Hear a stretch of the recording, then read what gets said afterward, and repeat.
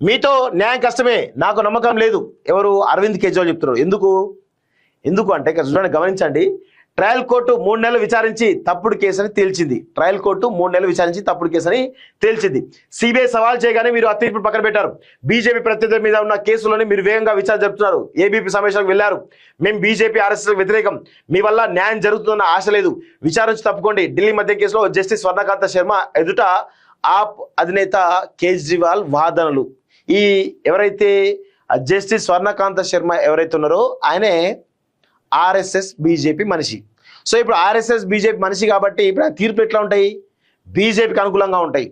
తీర్పు ఎట్లా ఉంటాయి? బీజేపీ వ్యతిరేక శక్తులను శిక్షించే విధంగా ఉంటాయి. సో ఆల్రెడీ అంతగానం ఆయన మీద ఆరోపణ ఉంటే ఆయనకి ఎందుకు అప్పగించినట్టు?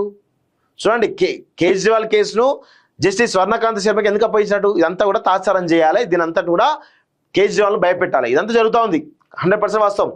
సో మద్యం పాలసీ కేసుపై మీరు విచారణ జరిపితే మాకు న్యాయం జరుగుతుందన్న నమ్మకం లేదు అని ఢిల్లీ హైకోర్టు న్యాయమూర్తి జస్టిస్ స్వర్ణకాంత శర్మకు ఢిల్లీ మాజీ సీఎం ఆమ్ ఆద్మీ పార్టీ అధినేత అరవింద్ కేజ్రీవాల్ తెలియజేశారు. గతంలో ఇదే కేసులో విచారణ సందర్భంగా తనను దాదాపు నేరస్తుడిగా జస్టిస్ స్వర్ణకాంత ప్రకటించే విషయాన్ని కేజ్రీవాల్ గుర్తు చేశారు. కేవలం 3 సార్లు జరిగిన విచారణలతోనే ఈ కేసులో తనతో పాటు ఉన్న నిందితులందరినీ మహా అవినీతి పరులుగా ఆమె అభివర్ణించిన సంగతిని ప్రస్తావించారు. ఈ కేసు విచారణ నుంచి జస్టిస్ స్వర్ణకాంత శర్మ తప్పుకోవాలని తాను దాఖలు చేసిన పిటిషన్ మీద కేజ్రీవాల్ సోమవారం స్వయంగా వాదనలు వినిపించారు.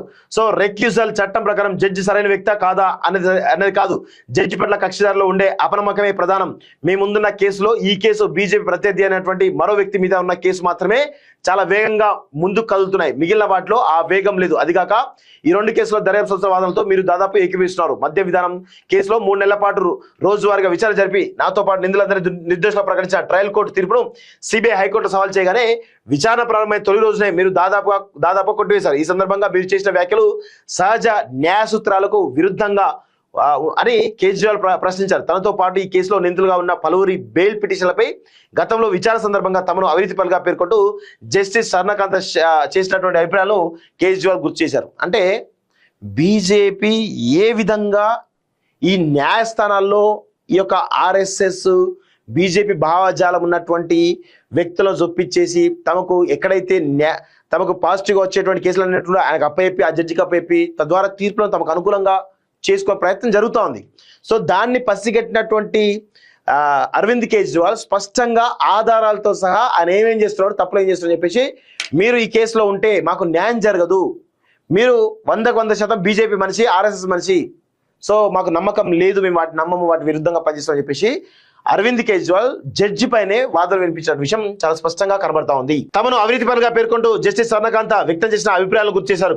ఆర్ఎస్ఎస్ విద్యార్థి విభాగమైనటువంటి ఏబీపీ గతంలో ఏర్పాటు చేసిన 4 సమావేశాలకు జస్టిస్ స్వర్ణకాంత శర్మ హాజరయ్యే విషయాన్ని ప్రస్తావించారు.